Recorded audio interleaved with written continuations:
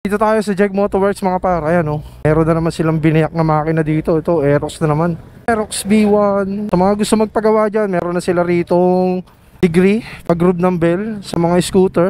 Ito yung pang degree sa drive base pulley. Tapos ang groove ng bell meron din dito mga par. Lahat ng klase ng scooter meron dito kala Boss Eman. Meron kayong makikita rito iba't ibang klase na parts ng scooter, NMAX, Aerox. Lahat meron dito mga par. Papa-delete fender tayo kay Boss Christian. Ay! Ikaw na naman! Ano na naman yan? Yon. Kita natin yung tropa natin. Ha? Ikaw? Meron kami 16 yun. Saan? Saan yun? Ang gaspol. Galing? Kasama sila Jom. Ang ano ko, kasama ko tropa ko. Sa galing? Sa Triumph, pumili ng ano, ng air filter. Wala namang ano, stock na sila yung tapos sila. Air filter? Oo. Meron dyan ah. Yung genuine. Oo. Puro genuine parts dyan. Mga para nakita na naman natin yung tropa natin. Gusto magkarga nun eh.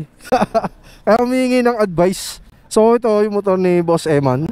Yan si Christian, si Manong. Mga gusto magpagawa, punta lang kayo dito sa Jeg Motorworks. Yan, Google Map nyo lang, Jeg Motorworks. Dumating na si Boss Eman, bumili tayo ng motul dito mga par. Siyempre, Gcash ang bayad. Inuudyoan tayo mag 2-3 ito mga par. Gastos talaga. Oren, sa ka na, hintay na yung merienda mo. SNR lang. How much? 360? 350. Kita mo yun oh, discount pa tayo mga par. Quality.